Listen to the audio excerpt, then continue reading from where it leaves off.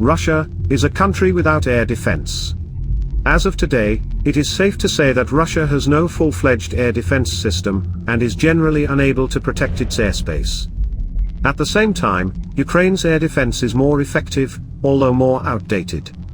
The explanation is that today Russia has no echeloned air defense system, and only long-range air defense systems prevail. That is, short-range complexes do not provide the necessary cover and even more, cease to exist as an element of the echelon.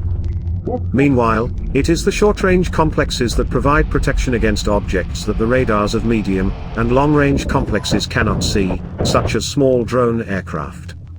Let me remind you that in Karabakh in 2020 the Azerbaijani army destroyed Armenian S-300 with Bayraktar TB2. In turn, the Soviet-type short-range complexes available in the Russian armed forces, even after modernization, are not capable of detecting small modern means of destruction, equipped with elements of suppression 3 to 4 generations ahead of Soviet technology.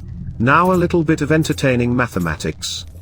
Russia, a country with a territory of 17 million square kilometer, which should be covered by defense in depth. But if we talk about the protection of the Russian airspace from small objects, among modern systems it has Tor and Pantsir missile systems. Tor missile systems has an effective radius of 12 kilometers, produced for the needs of Russian armed forces in the amount of 132 units. Pantsir missile systems with an effective radius of 15 kilometers, produced for the needs of the army of the occupant in the amount of 116 units. Question.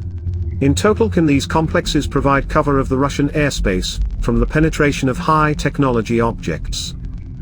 The answer is simple. Critically, and categorically no.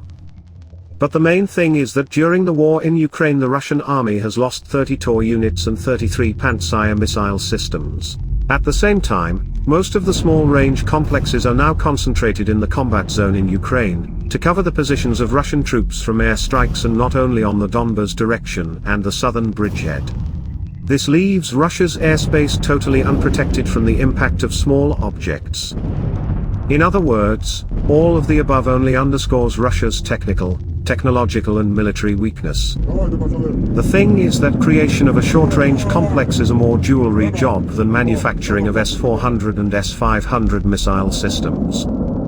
In modern warfare, why do you need systems that can hit targets at hundreds of kilometers, but that do not see objects that can take these systems out of action? At the same time you are not able to create the necessary amount of protection for these systems.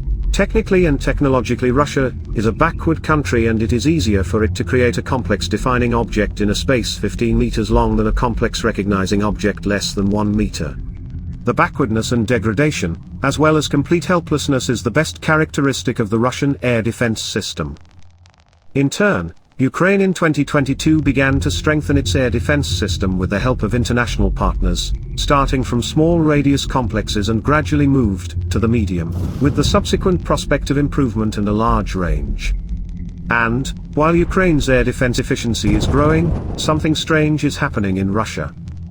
In fact, a country without an defense in depth has no air defense system at all. And thanks to Ukraine, Russia is now one of the countries with an underdeveloped and completely useless air defense system. And this is not a year of war yet. Only the 10th month.